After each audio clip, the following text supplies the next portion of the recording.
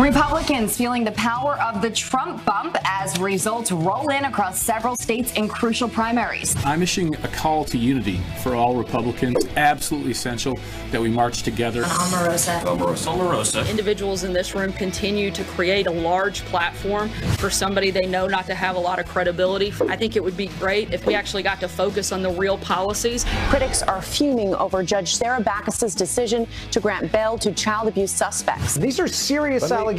This is an embarrassment to the justice system. The man accused in London's suspected terror attack just identified. Police say Sudanese immigrant Sally Cater. People are very excited about Ocasio-Cortez, but the people that she campaigned for did not win their primaries. Maybe there's a little taint to socialism that turns people off. I don't really think so. Puig and Hundley coming together. Hundley shoves him. Puig returns the ball, and the bench is clear.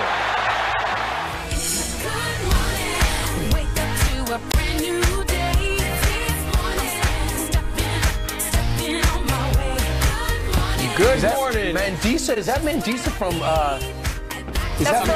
American Idol? Wow, I was wondering what happened to her. She's awesome. She's a Christian singer. She has a really great voice, obviously, and that's one of her uplifting, positive songs that we all love. And what a great way to start the day. Good morning. Welcome to Fox and Friends for this Wednesday. We were just talking. We're halfway through August already. That's halfway through August. I thought you were going to say the week.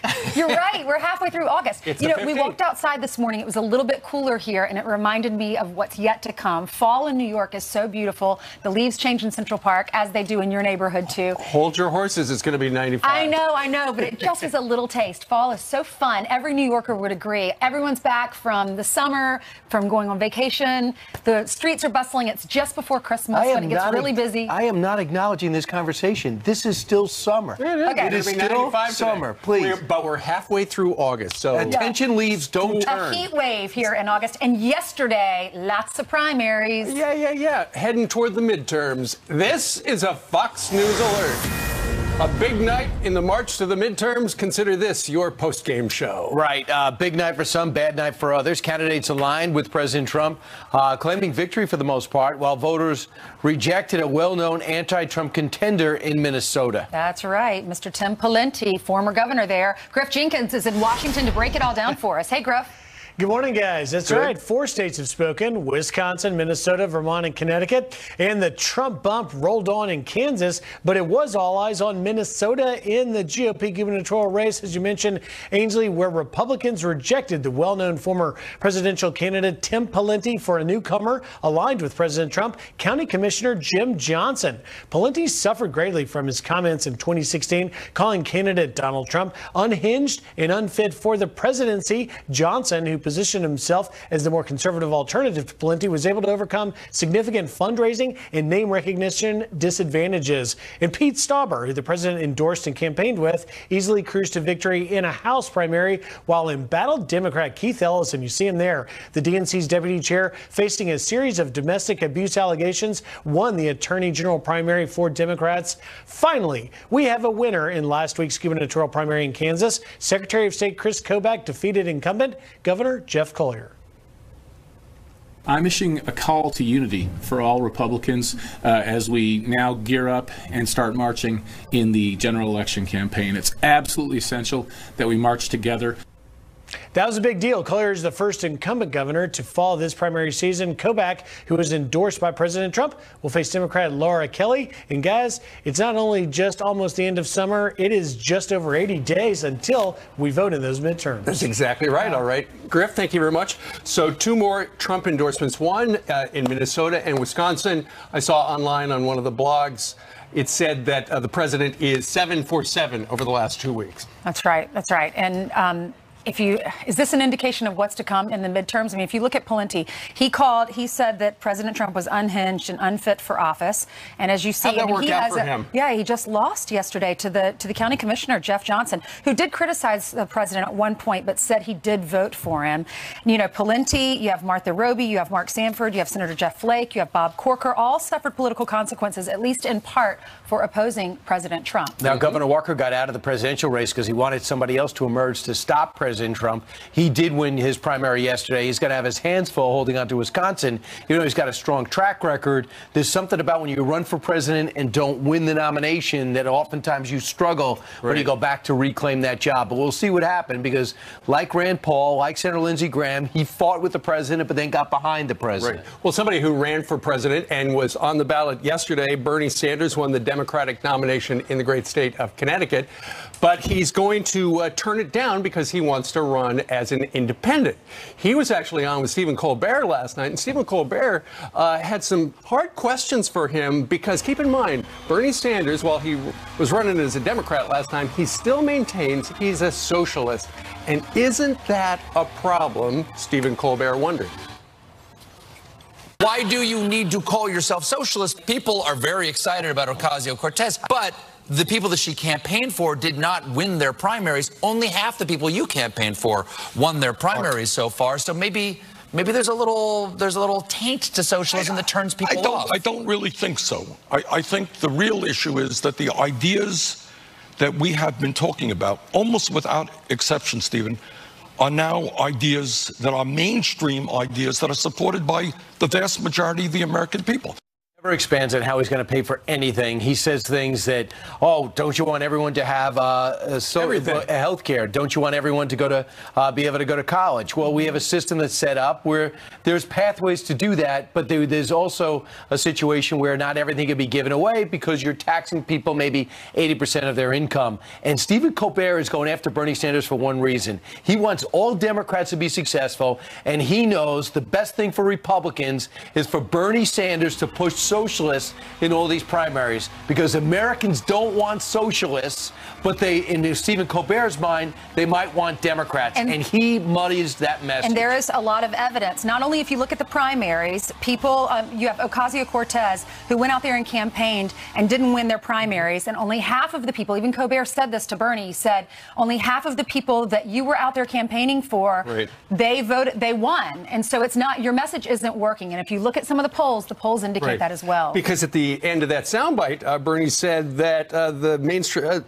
these are ideas that are mainstream ideas that are supported by the vast majority of American people. Is that right? Are these socialist ideas supported by the people? Well, take a look at this. We've got the results from last month of a Hill Harris X American Barometer poll, which is online. 76% of 1,000 Americans would not vote for a socialist.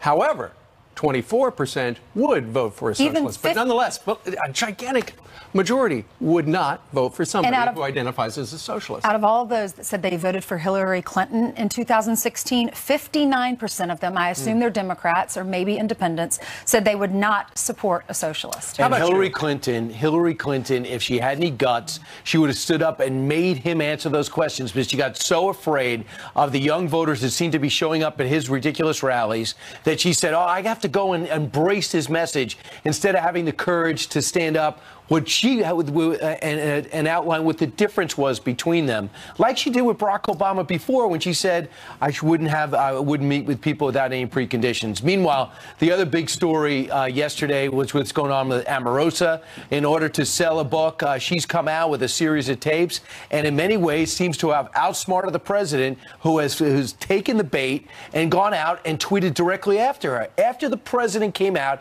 and gave Michael Wolff millions of dollars by going after his book, he seems to be doing the same thing with Omarosa's book. Well, yesterday was the White House press briefing, and Sarah Huckabee Sanders was forced to answer questions about this.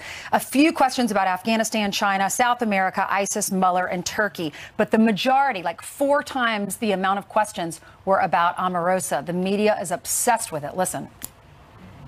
We've heard from the president via Twitter on Omarosa. You expressed how you feel about Omarosa. The president said he kept Omarosa on despite complaints from her colleagues. You said one of the motives for Omarosa was to tear this entire place down. Are you saying you would like the president to stop tweeting about Omarosa? Omarosa. Omarosa. Omarosa. Omarosa. Omarosa. Omarosa is a topic that Sarah Huckabee addressed, but she'd rather talk about policy. The individuals in this room continue to create a large platform for somebody they know not to have a lot of credibility, for someone they frankly refused to give a platform to when they worked here at the White House. It wasn't until this individual started to negatively attack this president and this administration and try to tear this entire place down that she received the type of platform and rollout that she's getting. I think it would be great if every single person in this room and every single person in the administration never had to talk about this again, and we actually got to focus on the real policies and the real things that not matter just to people in this building, but certainly all Americans. But I just think if the president tweeted about Turkey and the legitimate national security interests that are around there, and the Christian pastor and the Kurds and the electronic reverberations there, but I think the president should do the Eminem thing. Eminem went after him, sang about him, tried to bait the president into some type of war. The president didn't take the bait, and Eminem is now anonymous, living off what he did in 2001, and that's what he could be doing with Omarosa. So your message to the president is do the Eminem method. Absolutely. Look, the president, if you look at his Twitter feed over the last couple of days, he has tweeted about a lot of other things as well. But we've heard this president and his supporters as well say, look, if he's attacked, he's going to fight back. And that is one of the things he's been doing. By the way, is her book a good book? Entertainment Weekly reviewed it and gave it a D+. Well, some of the things that she said, about certain people have come out and said to us, absolutely 100% false. So, well, one other thing, remember we told you that apparently she recorded her firing in the Situation Room, and there was some question whether or not she was going to be in any legal peril. Apparently, one of the top White House officials told the Wall Street Journal yesterday that they will not take punitive action for her recording inside the Situation Room. They say getting fired was punishment enough. Politico says that everybody is very nervous in the White House about who is caught on tape next and what's going to come out. And because she's been there over a year, taping 1 million casual conversations, who knows what was said. True. That's true. All right, 12 minutes now after the top of the hour on this very busy Wednesday, and Jillian joins us. Hi, maybe I'm taping you right now. Maybe we're being live. Maybe we're live on TV. I'm hoping we're being watched. Good morning to you guys. Let's get right to this Fox News alert. And the man accused in London's suspected terror attack just identified. Police say Sudanese immigrant Sally Cater slammed into 15 cyclists and pedestrians before plowing into a barricade outside Parliament. This chilling video shows the moment of the attack that left 3 people hurt. A motive is unknown, and police are now searching several properties in central England, 2 of them in the suspect's hometown, where he was known by police. Also breaking overnight, an appeal for the release of American Andrew Brunson is rejected. The pastor is being held captive in Turkey on terror charges. Turkey also doubling tariffs on American goods like cars and alcohol and threatening to boycott iPhones. It comes days after President Trump increased tariffs on Turkish imports as punishment for keeping Brunson prisoner. The tariffs have sent Turkey into a currency crisis. A home plate disagreement turns into an all-out bench-clearing brawl. Take a look. Dodgers outfielder Yasiel Puig and Giants catcher Nick Hundley exchanging words before things really escalated. Puig shoves Hundley twice before both benches clear. Both players were ejected from the game. Dodgers go on to win 2-1, but some tense moments there for a second.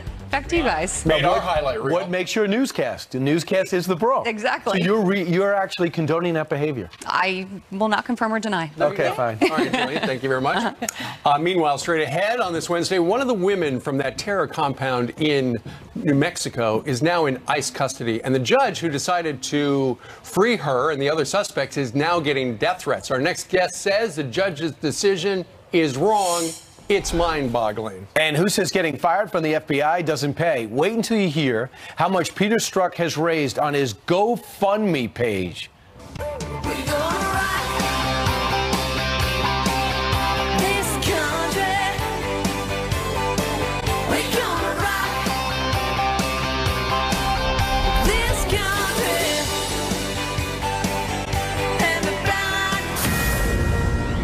State alleges that there was a big plan afoot that the state hasn't shown, to my satisfaction, by clear and convincing evidence, what in fact that plan was. There's no reason for me to believe that these defendants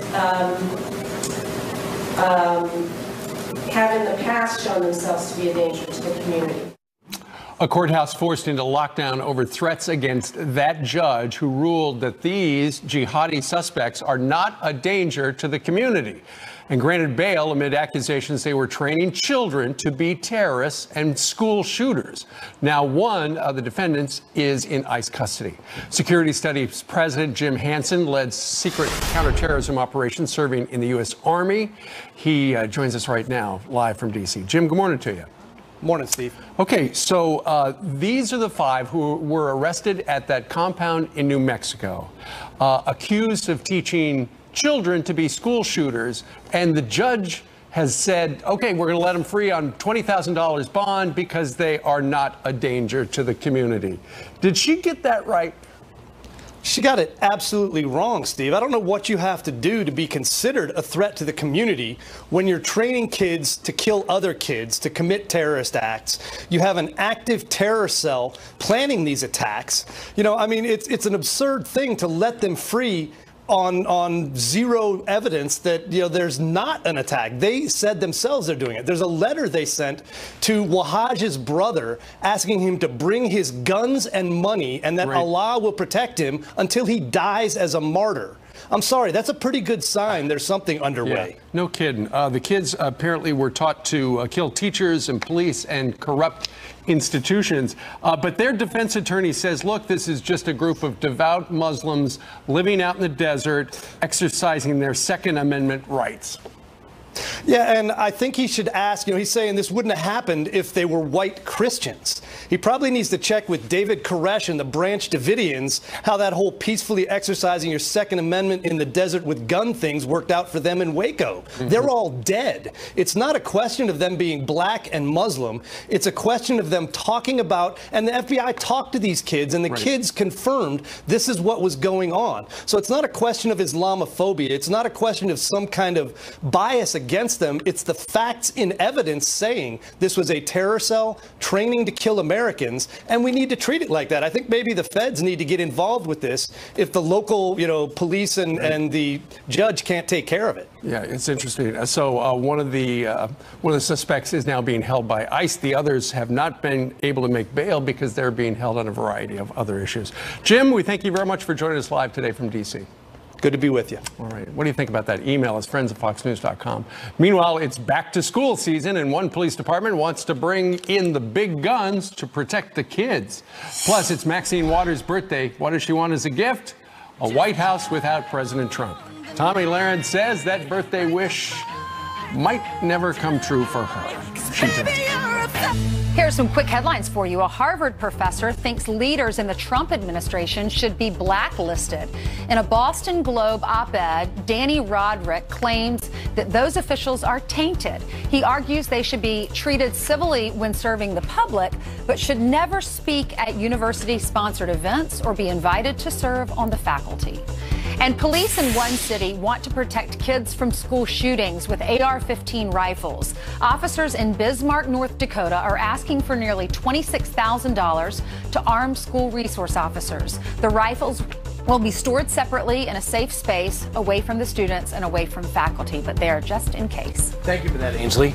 24 minutes after the hour. Today, Congresswoman Maxine Waters turns 80 years young. The California liberal revealing what she wants for her birthday more than anything else. I'll stop now. My biggest birthday wish would be that we're able to get a leader of this country who represents us, who has the respect of all of our allies all over the world, someone who has an appreciation for the Constitution, someone that does not lie. Well, Fox News contributor Tomi Lahren joins us right now from out in the West Coast. Tomi, I think she's talking about Donald Trump, and as we have heard in the last year, she doesn't like him. Well, I was hoping she was talking about herself because all the things she described really do apply to crazy Maxine Waters, especially a lack of appreciation for the Constitution. But listen, if and when Trump derangement syndrome is put in the dictionary, there will be a photo of Maxine Waters next to that definition. She is Trump derangement syndrome. She is walking, talking Trump derangement syndrome. But the reason she has to continue to talk about the removal of President Trump is because she has actually no ideas, agenda items, or plans stands for the country, for her constituents, for California. She simply has to be anti-Trump because that is her shtick, and she has nothing else to say. Yeah, but somebody in her constituency must think it's working because she keeps it up. Well, welcome to California. I mean, there's a lot of things we need to fix in the state, and I'm hoping that when we have elections roll around, we can start to fix those things little by little. It's going to be an uphill battle, as I know from living in California. But I think that the more that she and others talk about impeaching Donald Trump, removing Donald Trump, just being overall anti-Trump, I think they're going to start to lose support, because even those who don't like President Trump still want to hear policy items and agenda items to better this country, better the district. And if she's just simply anti-Trump, I don't know if that's going to hold her for very much longer. Yeah, I was going to ask you that. Do you think that's going to work? It's just resist, resist, resist. Don't people want to hear about policy? I believe that they do. I mean, of course, there are some areas in California where the resist message is very popular. I see it on a daily basis. But like I've told you guys so many times, just from living in California for about a year now, I can see things starting to change. I can see individuals tired of the homelessness, tired of the poverty, tired of illegal immigration. And I think that we're going to have to put more pressure on our elected officials to be more than just anti-Trump, starting with crazy Maxine Waters. Right. Number one, I think people are also tired of the high taxes, I imagine. Let's talk about women, millennial women. They have a definite feeling about who they are. And according to a recent poll, the most Democrat females of the next generation, 63%, say they are feminists, a total of 46% overall when you factor in independents and Republicans. How do you explain that? Well, this isn't surprising to me, because I know many millennial women who, though they believe in female empowerment and women's rights, they don't consider themselves feminists anymore, because truth is, modern day feminists have hijacked the term and they've changed it into something that the original feminists would be horrified by. They'd be rolling in their graves if they saw what feminists have done with the movement. It's become less about equal treatment and equal rights and more about special treatment. It's become about man bashing and demanding free things and marching in the streets, getting attention with hats and being anti-Trump. It's not really about lifting up women, empowering women, because if they were to do that, they would have to empower women who are conservative women. And as we've seen, especially in the last 6 months, they've done everything but that. The feminists have not come out to support people like Sarah Huckabee Sanders, like Kirstjen Nielsen, like the rest of the women in the Trump administration who have ascended to very high positions under this president. All they've done is demean these women. So that's why I think we're seeing a lot of millennial women say, you know what, feminism isn't for me anymore. Well, there you go. That's from a brand new CBS News Refinery 29 poll. All right, Tomi Lahren, thank you very much for joining us. As we heard, you're out in California. Good luck. Thank you, Tommy. Did the Democrats' blue wave rise on primary night, or did it come crashing down? We are breaking down all the results from last night and the impact that on the midterms in November. That's coming up next. Plus, one man tries to kidnap 4 girls outside a convenience store, but the girls fought back. He said, "You're coming with me," and he grabbed my food. I grabbed my drink and chucked it at his head. I punched him in the head. That's some quick thinking. Where'd they learn how to do that? We're going to tell you. But happy birthday to Joe Jonas. He is one of the Jonas brothers, and I can't picture him. Oh, there he is. He is 29 today. His brothers aren't.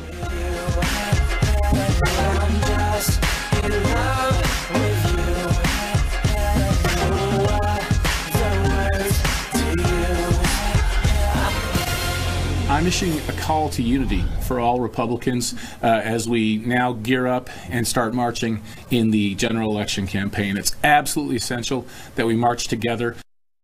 There you go. Victory for another Trump-backed candidate. It took a week, but Chris Kobach officially gets the nomination, finally clinching the primary in Kansas. He will now see if he can stop a Democratic blue wave. And is a Democratic blue wave very much in play after yesterday's 4 states results? Let's talk to somebody who knows all about that. Is Matt Braynard, a pollster, executive director. He looks ahead at where we stand right now as we get set in about 80 days, Matt, for what's going to be a very consequential midterm. Are you ready? Yeah. All right, first let's take a look.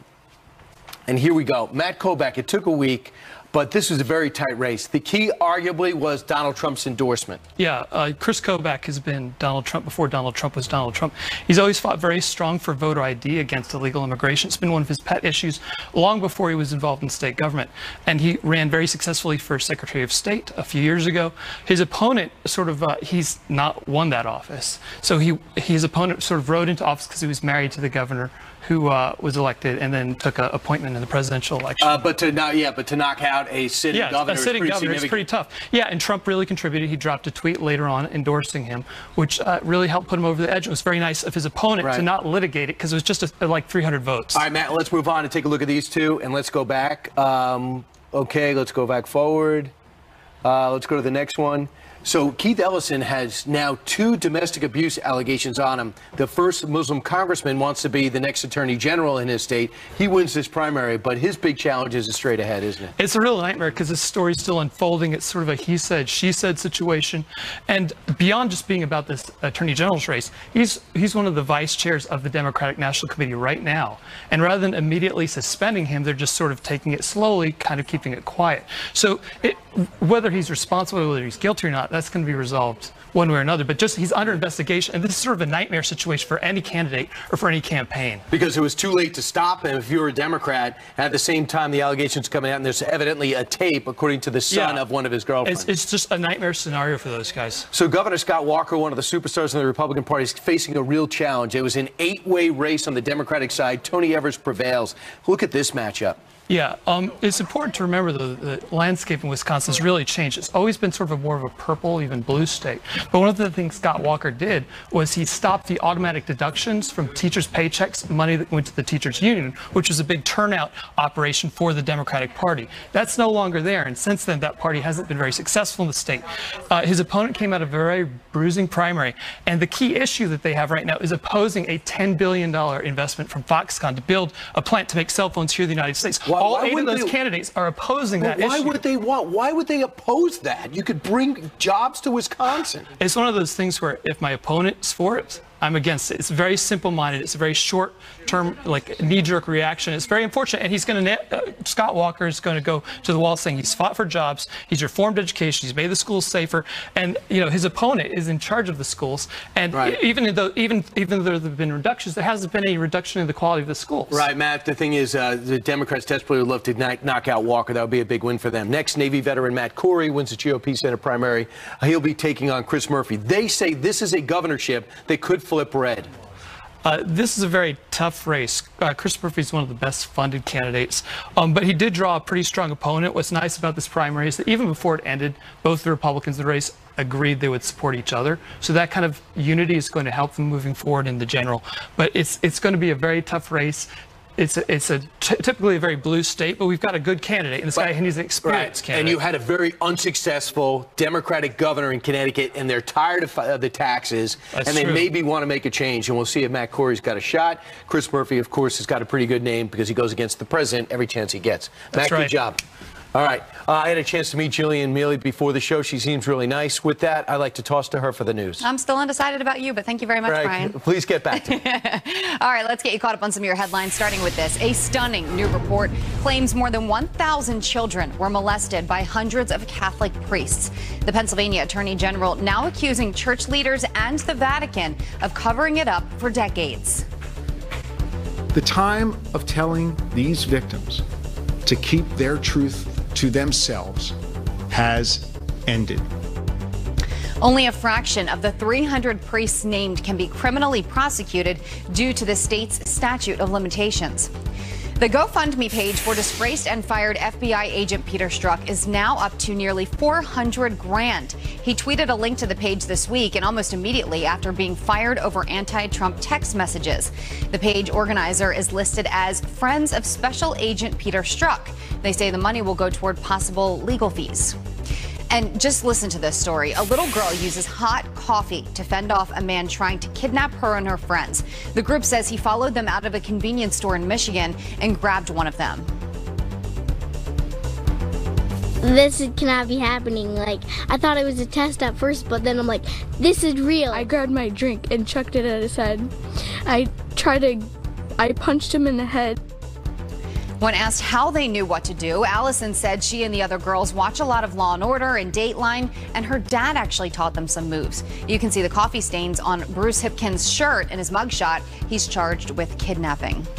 And a great white shark surprises a younger fisherman by stealing his catch right off the line. It's not letting me pull the line. Holy! The shark giving the boy and another fisherman on board quite the scare while on an excursion near Cape Cod in Massachusetts. My goodness, just that shouting alone kind of startled me for a second. I think they need a bigger boat. Maybe. Dad probably doesn't cuss in front of his I know. son unless there's a shark that jumps up. What Then it might be warranted. What was the bait? A dolphin? Oh, that I don't know. That's a good question, though. Something in his hand. Some sort of a fish that was on the line, and the shark wanted it. I like the way the kid is just holding on anyway. I don't care. I'm pulling this in. He doesn't know it's a great white. It's my first legitimate bite of the day. All right. Thank you, Jillian. All right, 20 minutes before the top of the hour, and after a couple of rainy days, it's going to be a dry, hot one here in the big town. Good morning. It's beautiful here right now. What's your name, my friend? Why are you up so early? My name's Steve Hess. Where are you from? Fond du Lac, Wisconsin. Oh my gosh, I've heard of that place. What's a highlight of the place that you live? Well, we live on a beautiful lake. Yep. So it's wonderful in the summer. It sounds great. We do some ice fishing in the winter. Now, why is it that you're here by yourself? I can't. Well, I have to tell the truth. My wife is in the room sleeping. My God, I have to tell you, more times than not, these wonderful men come out and their wives are sleeping in the hotel. They're probably smart. Let's take a look at the maps. Let's take a look at the maps and tell you what the temperature is here in New York City. 71 right now. And you know what? We don't have a lot of humidity, but it is going to get hot today later on. We do have the potential for showers and thunderstorms across portions of the Midwest, the Ohio Valley, Tennessee, Mississippi River Valley. This is the area that we could see the potential for flooding today, so keep that in mind. Over the next 3 days, we actually could see the potential for some thunderstorms as well. And the areas, of course, that are not seeing the rain across the west, where temperatures remain warm. You want to say hi to your beautiful wife that's sleeping right now? Good morning, Sandra. And we're here to celebrate our 45th wedding anniversary. Fantastic. Well, listen, Sandra, wake up and come see me. I'm here all morning, all right?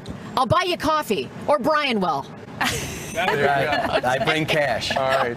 Thank you very much. Janice and Steve out on the streets. Sweet. Another Steve. There you go. Hey, 18 minutes before the top of the hour. Federal government is collecting more taxes than ever before, but it's still in the red. So how will raising taxes help if the government cannot get its spending under control? We'll examine that question. Plus, listen to this. The founder of Sam Adams Beer thanked President Trump for tax cuts, but now one mayor is calling for a boycott.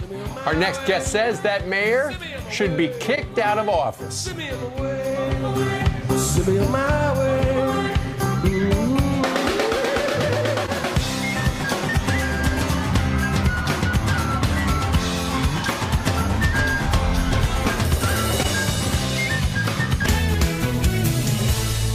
What would you do if you were elected about Aleppo? About? Aleppo. And what is Aleppo? You're kidding. No. You remember that when former Libertarian presidential nominee Gary Johnson was asked about Syria, Brian saying yes, he remembers? Well, get ready for more of those moments. The former governor of New Mexico now launching a U.S. Senate bid in that state. And a Democratic House candidate kicks off her general election bid with a shot at Nancy Pelosi. I'll vote against Nancy Pelosi for Speaker, support term limits for party leaders, and I won't take a dime of corporate PAC money. That's North Carolina's Kathy Manning in her first TV ad. The political newcomer is running against incumbent Republican Congressman Ted Budd in a Republican-leaning district. Ainsley?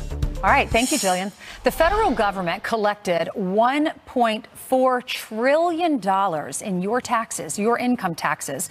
That's since October, this fiscal year. And yet the government also ran a $683 billion deficit in that same time period. So how will raising taxes help if the government can't control its spending? We definitely have a spending problem. Here to discuss is Fox News contributor Liz Peek. Liz, thanks for joining us. It's my pleasure. So we collected $1.4 trillion. Never enough. Never enough, right? Because we're spending too much. We're spending $3.4 trillion. So if we continue, if we do raise taxes that some of these Democrats want, how can we ensure that we're not going to spend even more? Look, the big lesson from what has gone on this year is that individual tax revenues are up. That's a big surprise because Democrats have said, oh, you're going to cut taxes. It's going to blow the deficit through the roof. What happens every single time, it happened when Reagan cut taxes, when JFK cut taxes, basically tax revenues go up. It's sort of counterintuitive, but basically the income level grows, and we've seen that this year. Income is now up 6% or so. And as a result, income tax revenues also grow. The problem we have is there is no will to cut spending. Spending continues to increase, partly because the population's getting older and sicker, but also because we have absolutely no will to attack the wasteful spending in the government. Every year, we're wasting about $500 billion. Half of this deficit that we're going to run this year would go away if Congress basically took on the waste in government spending. But they have no will to do that. That doesn't win friends. It doesn't win constituents. There's where we are. And they put all this pork in their bills, right? In the big bills that other congressmen It's really sad. It's little stupid things. The National Endowment of the Arts spending thousands of dollars on a hamlet that is populated with animals, literally. I mean, stupid things like that. But it's also, incredibly big, important programs like some of our job training programs, which are just money down the drain. No one ever appraises the efficacy of those programs. No one bothers to look at them and decide whether they should be renewed or not.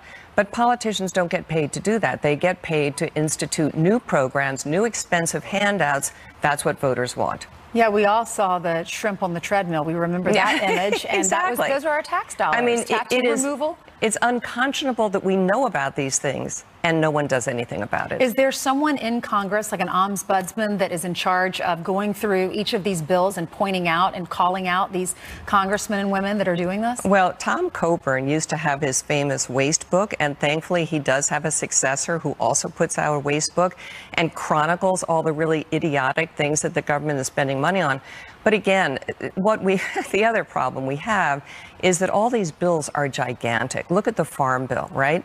It's not just what we should be doing about the farm economy. It also has to do with, the food stamps programs. Democrats are opposed to any cuts in that program. Republicans want to reform it. But it all sort of squishes into these giant omnibus bills.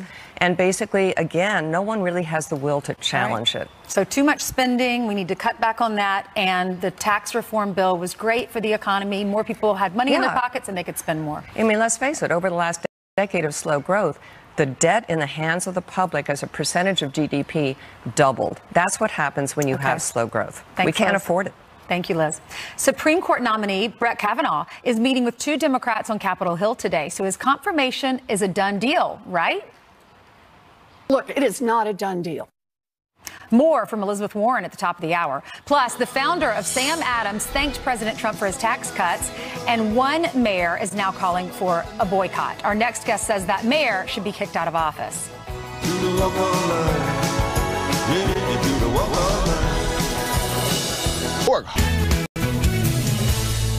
What would you do if you were elected about Aleppo? About Aleppo. And what is Aleppo? You're kidding. No. You remember that when former Libertarian presidential nominee Gary Johnson was asked about Syria, Brian saying yes, he remembers? Well, get ready for more of those moments. The former governor of New Mexico now launching a U.S. Senate bid in that state. And a Democratic House candidate kicks off her general election bid with a shot at Nancy Pelosi. I'll vote against Nancy Pelosi for Speaker, support term limits for party leaders, and I won't take a dime of corporate PAC money. That's North Carolina's Kathy Manning in her first TV ad. The political newcomer is running against incumbent Republican Congressman Ted Budd in a Republican-leaning district. Ainsley? All right. Thank you, Jillian. The federal government collected $1.4 trillion in your taxes, your income taxes.